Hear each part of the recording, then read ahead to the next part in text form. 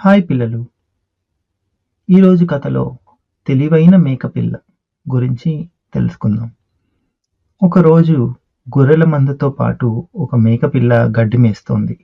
అలా తింటూ తిరుగుతూ ఉండగా కొంత దూరంలో తీయని గడ్డి లభిస్తుందని మరింత దూరం వెళ్ళింది. అలా అది గొర్రెల మందకు దూరమైపోయింది. మందకు దూరమైపోయానన్న సంగతి కూడా గ్రహించలేనంత ఆనందంగా తిరుగుతోంది ఆ మేకపిల్ల. అక్కడే పొంచి ఉన్న ఒక తోడేలు దాని దగ్గరికి వస్తున్న సంగతి కూడా అది గమనించలేదు. సరిగ్గా అది దాని మీదకు దూకే సమయానికి గమనించింది. పరుగు తీయబోయింది, కానీ భయంతో ఆగిపోయింది.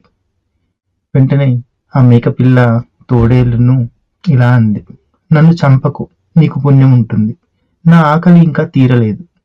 తీయని గడ్డి తింటే నీకు తీయని మాంసం లభిస్తుంది కదా" అంది. వెంటనే తోడేలు కూడా ఆలోచనలో పడింది. కొంతసేపు వేచి ఉంటాను అని చెప్పింది. ఆ తర్వాత మళ్ళీ తోడేలు దగ్గరికి వచ్చి, అటు ఇటు గెంతులేస్తాను. నేను తిన్నది బాగా అరుగుతుంది. అప్పుడు నీకు కూడా నన్ను తినడానికి సులువవుతుంది కదా అంది. అందుకు తోడేలు అంగీకరించింది. అలా గెంతులేస్తూ ఉంటే కూడా తన మెడలో ఉన్న గంట ఎక్కువగా మోగట్లేదు.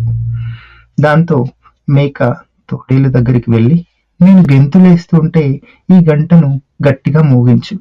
అలా గంట గట్టిగా మోగుతుంటే నేను ఇంకా ఎక్కువగా గంతులేస్తాను అని చెప్పింది. అలా చెప్పగానే తోడేలు ఆ గంటను చాలా గట్టిగా మోగించడం మొదలుపెట్టింది. అలా గంటను మోగిస్తుంటే ఆ గంట శబ్దం విని అక్కడ సమీపంలో ఉన్న గొర్రెల కాపరి అక్కడికి పరుగున వచ్చాడు.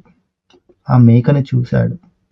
అక్కడున్న ఆ తోడేలును చూసి వెంటనే దాని మీదకు తన దగ్గర ఉన్న వేట కుక్కలను వదిలేశాడు. దాంతో ఆ తోడేలు ప్రాణాలు అరచేతిలో పెట్టుకొని పారిపోయింది. ఇలా ఆ మేకపిల్ల తనకున్న తెలివితేటలతో ప్రమాదం నుంచి బయటపడింది.